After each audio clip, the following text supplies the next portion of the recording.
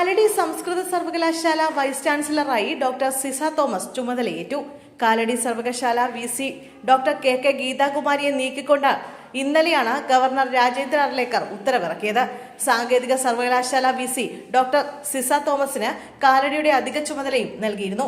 തുടർന്നാണ് ഇന്ന് രാവിലെ കാലടി സംസ്കൃത സർവകലാശാല ആസ്ഥാനത്തെത്തി സിസ തോമസ് ചുമതലയേറ്റത്.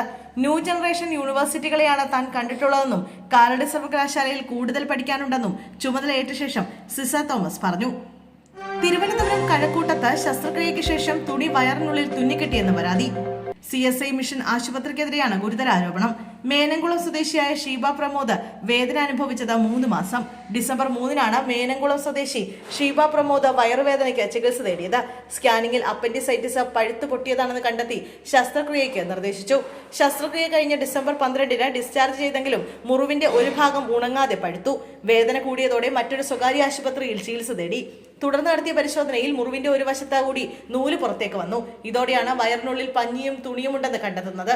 ഇതോടെ ശസ്ത്രക്രിയ നടത്തിയ CSI ആശുപത്രിയിൽ തന്നെ വീണ്ടും ശസ്ത്രക്രിയ നടത്തി തുണി പുറത്തെടുത്തു.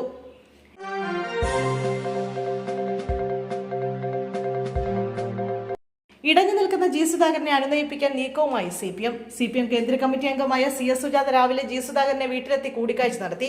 CPM ജില്ലാ സെക്രട്ടേറിയറ്റ് അംഗം ഹരിശങ്കറും സുജാതയ്ക്കൊപ്പം ഉണ്ടായിരുന്നു. CPM സംസ്ഥാന സെക്രട്ടറി MV ഗോവിന്ദൻ ഇന്നലെ ഫോണിൽ വിളിച്ച് സുധാകരനെ പരിഹസിച്ചിട്ടില്ലെന്ന് അറിയിച്ചിരുന്നു. അതിനിടെ നാളെ നടക്കുന്ന പെരുമ്പളം പാലം ഉദ്ഘാടന ചടങ്ങിൽ G സുധാകരനെ മുഖ്യാതിഥിയായി ക്ഷണിച്ചു. സുധാകരന്റെ പേരും പാലം ഉദ്ഘാടന ചടങ്ങിലെ നോട്ടീസിൽ ഉൾപ്പെടുത്തി. മുഖ്യമന്ത്രി പിണറായി വിജയനാണ് പാലം ഉദ്ഘാടനം ചെയ്യുന്നത്. മന്ത്രി മുഹമ്മദ് റിയാസ് അധ്യക്ഷത വഹിക്കും. മന്ത്രിമാരായ KN Balagopal, Saji Cherian, P Prasad, KC Venugopal MP, മുൻ മന്ത്രി തോമസ് ഐസക് തുടങ്ങിയവരുടെ പേരും നോട്ടീസിലുണ്ട്.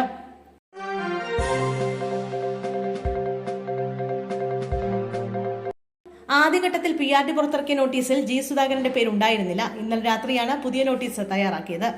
അനധികൃത ചാരായ വിൽപ്പന നടത്തിയ സംഭവത്തിൽ DYFI പ്രാദേശിക നേതാവിന്റെ ഭർത്താവിനെ എക്സൈസ് സംഘം അറസ്റ്റ് ചെയ്തു. കോഴിക്കോട് മുക്കം മണാശ്ശേരി മേഖലയിൽ താമസിക്കുന്ന കുന്നത്ത് പൊറ്റൂളി പ്രതീഷാണ് പിടിയിലായത്. ഇയാൾ DYFI മണാശ്ശേരി മേഖലാ വൈസ് പ്രസിഡന്റ് ഭർത്താവാണ്.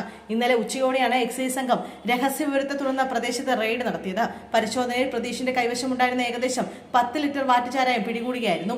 അതേസമയം ചാരായം വാറ്റാൻ ഉപയോഗിക്കുന്ന ഉപകരണങ്ങളോ വാഷോ മറ്റൊരിടത്ത് വാറ്റിയെടുത്ത ചാരായം വീടിനോട് ചേർന്നുള്ള ഒരു കെട്ടിടത്തിൽ സൂക്ഷിച്ച് വിൽപ്പന നടത്തുകയായിരുന്നു എന്നാണ് എക്സൈസിന്റെ പ്രാഥമിക നിഗമനം.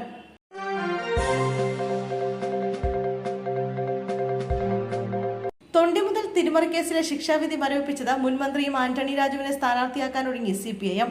തിരുവനന്തപുരത്ത് ആന്റണി രാജുവിനുള്ള സ്വീകാര്യത ആർക്കുമില്ലെന്നും വിജയം സുനിശ്ചിതമാണെന്നും ഉറപ്പുള്ളതുകൊണ്ട് CPIMന്റെ ഈ തീരുമാനം. ആന്റണി രാജുവിനെതിരായ പ്രചാരണങ്ങളെ ഒറ്റക്കെട്ടായി നേരിടാനാണ് മുന്നണിയുടെ നീക്കം.